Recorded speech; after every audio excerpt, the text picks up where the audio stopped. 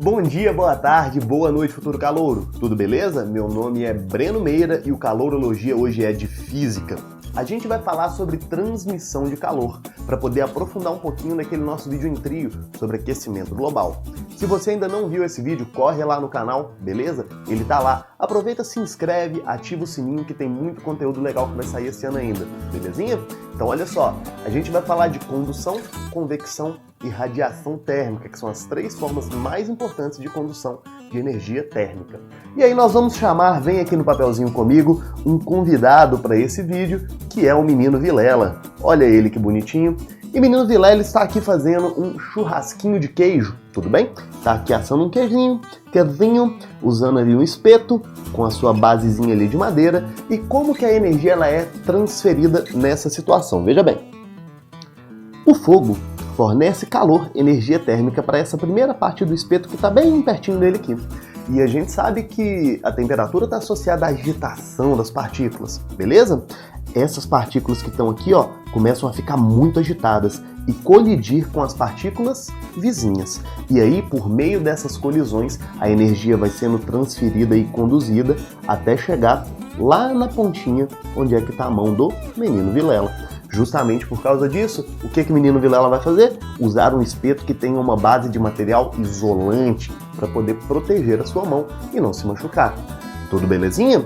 E aí tem algumas coisas que são muito importantes nesse processo. Primeira coisa é o seguinte, nós vamos ter esses dois tipos de materiais que eu comentei com vocês. Temos os condutores, deixa eu apagar aqui, e temos os isolantes. Os condutores, eles conseguem conduzir energia tranquilamente porque eles possuem uma quantidade grande de elétrons livres. Já os isolantes, não. Tudo beleza? E aí uma coisa muito legal que é a seguinte, fecha comigo aqui, olha só.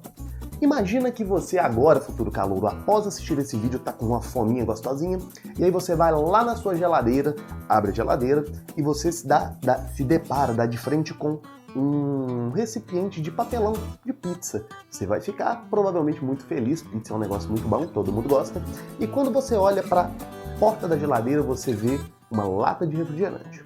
E aí, ao mesmo tempo que você encosta no papelão da pizza, você encosta também nessa latinha de refrigerante. E aí eu vou te perguntar um negócio. O que você sente? Quem que tá mais frio? Tenho certeza que uma parte considerável de vocês deve ter pensado na latinha de refrigerante. E é aí que a gente tem que tomar muito cuidado. Pelo seguinte, os dois estavam dentro de uma mesma geladeira há bastante tempo, então eles já estão em equilíbrio térmico, o que significa que a temperatura de todo mundo é igual. Porém, como a latinha ela é uma melhor condutora de calor, a troca de energia ela é mais rápida. Então, ao encostar na latinha, você perde calor para ela muito rápido. Já no papelão, você perde mais devagarinho. E isso maximiza o que a gente chama de sensação térmica. Isso acontece também bastante quando você está andando descalço num piso de madeira e depois pisa, por exemplo, na cerâmica da cozinha. A gente tem a impressão de que a cerâmica ela é mais fria, mas a temperatura é igual. É pela rapidez da troca de calor que ela vai parecer estar mais fria. Ficou claro? Deu para entender? Isso é fundamental. Tudo bem? Agora, vamos falar de outra forma de transmissão de calor, que é a convecção. Como que a convecção funciona? Por exemplo, temos aqui essa fogueirinha, tá tranquilo? E essa fogueirinha ela vai aquecer uma determinada massa de ar que está bem acima dela. E nós sabemos do seguinte, lá dos nossos estudos de hidrostática, ou às vezes até da química, que a densidade de um corpo, né, de um certo volume de massa, depende da própria massa e também do volume. E o que isso tem a ver, Breno? Veja só. Quando o ar ele é aquecido, pegando aqui uma determinada massa de ar, ele se expande, ele se dilata, e aí nós temos um aumento do seu volume. Aumentando-se o volume, a densidade fica menor. Breno, mas fica menor do que qual densidade? Do que a densidade dessa massa de ar que está um pouquinho aqui para cima. Então você tem ar quente, menos denso, ar frio, mais denso. E a gente sabe que nesse tipo de situação, o que acontece? O ar quente tende a subir, enquanto o ar frio tende a descer. Tudo bem? E aí, o que vai acontecer? O ar frio desce e fica perto do fogo. Perto do fogo ele esquenta, o volume dele aumenta, a densidade diminui e ele sobe. E depois que esse ar frio sobe, depois que esse ar quente sobe, o ar frio desce. E o ar frio desce, fica perto do fogo ele esquenta, o volume dele aumenta, a densidade diminui, ele sobe. E aí o ar frio desce, e o ar quente sobe, e o frio desce, e isso vai acontecendo. Esse mecanismo, vem comigo aqui, ele é um mecanismo de convecção. Acontece, por exemplo, quando você está num dia quente e vê aquela fumacinha subindo do asfalto, assim, sabe? Aquilo ali é convecção acontecendo. Quando você coloca, por exemplo, o ovo para cozinhar na água e você começa a ver o ovo mexendo, blá, blá, blá, blá, blá, blá, blá. Aquilo é o quê?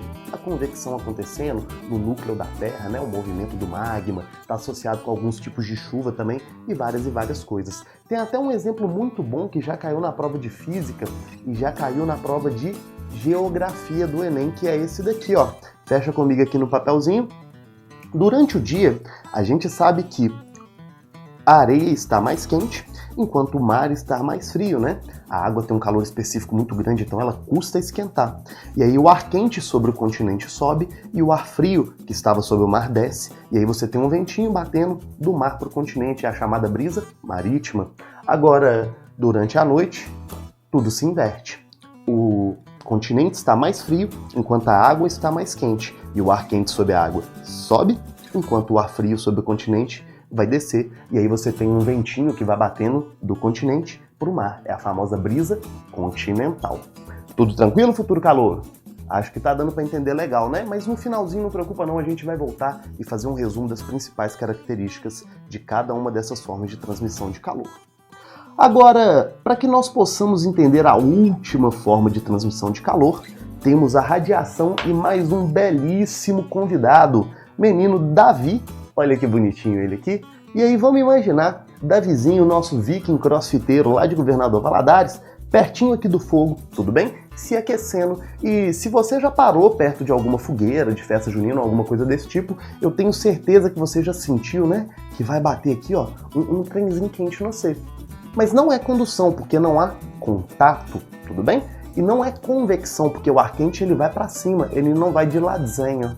Isso que o Davi sente é a radiação térmica, ou irradiação, vindo ali daquela fogueira. Belezinha ou não? E essa radiação, ou irradiação, que chega nele, são ondas eletromagnéticas, principalmente na faixa que a gente chama de infravermelho, que é a famosa radiação térmica. Professor, infravermelho, assim, igual que a gente emite também, né? O famoso calor humano, é exatamente a mesma coisa. Tá tranquilo? Então, são várias coisas legais que a gente pode saber sobre as trocas de calor. Agora, vem comigo aqui de novo para eu dar mais uma ideia, que é o seguinte. Todo o corpo está o tempo inteiro recebendo radiação, né? Mas existem corpos que têm mais facilidade de absorver essa radiação e tem corpos que têm mais dificuldade. Por exemplo, quem gosta muito de roupa preta, igual eu gosto, sabe que num dia quente a roupa preta ela tende a aquecer um pouco mais, justamente porque ela tem facilidade em absorver radiação térmica, mas ela também tem facilidade em emitir essa radiação, tudo bem? Por isso que o carvão que a gente usa para emitir radiação infravermelha e cozinhar carne, que é o famoso fazer churrasco, ele é mais escuro. Agora, cores mais claras, elas têm mais facilidade em refletir radiação térmica. Por isso que em algumas cidades, por exemplo, tem se adotado uma medida de pintar os pavimentos com cores claras para poder diminuir a radiação absorvida e dar uma regulada ali na temperatura daquele local. Tranquilinho isso? Uma outra coisa muito legal também para a gente falar é o seguinte, volta aqui no papelzinho comigo. Todo corpo emite radiação o tempo inteiro, a gente já falou, o nosso corpo é o infravermelho, mas o Sol, ele emite pra gente vários tipos de radiação. Ele emite pra gente aqui, olha, um pouquinho de ultravioleta, muita luz visível e um pouquinho de infravermelho, tudo bem? Então é importante saber que o Sol, ele não manda pra gente só luz, ele manda também o ultravioleta e ele manda também o infravermelho. Essas informações são importantíssimas, belezinha? Então, meu querido futuro calouro, para que nós possamos fechar esse vídeo, vamos só fazer um resumo rápido aqui de tudo que a gente comentou. A condução, qual é o mecanismo que possibilita que ela aconteça? Colisões entre partículas ou moléculas. A condução, ela pode acontecer no vácuo? Não, porque você precisa de moléculas colidindo, e no vácuo não tem molécula, no vácuo não tem nada. Ela acontece em meios materiais? Sim. Sólidos líquidos e gasosos, preferencialmente e mais importante para os sólidos. E você tem transporte de matéria? Não. O que isso significa? Que as moléculas elas colidem, mas elas não mudam de posição durante a transmissão de energia. O fenômeno de convecção, ele acontece no vácuo? Também não. Por quê? Porque você precisa de meio material, porque o mecanismo da convecção é mudança de posição de fluidos com densidades diferentes. Faltou um pedacinho aqui, mas eu acho que deu para acompanhar legal. Tudo bem? Ou seja, necessita de um meio material? Sim. Qual meio material? Líquidos e gases, que são os chamados fluidos. Sólido não tem convecção, tudo bem? Transporta matéria? Agora transporta. Lembra que a gente tinha fluido subindo e fluido descendo, a matéria está assim sendo transportada. Radiação acontece no vácuo? Sim. Mas também acontece no meio material? Sim.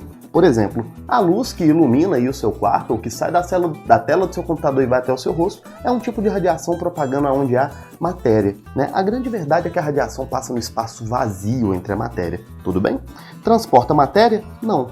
Lembre que todas as ondas transportam energia puramente, sem nenhum tipo de transporte de matéria. E qual é o mecanismo?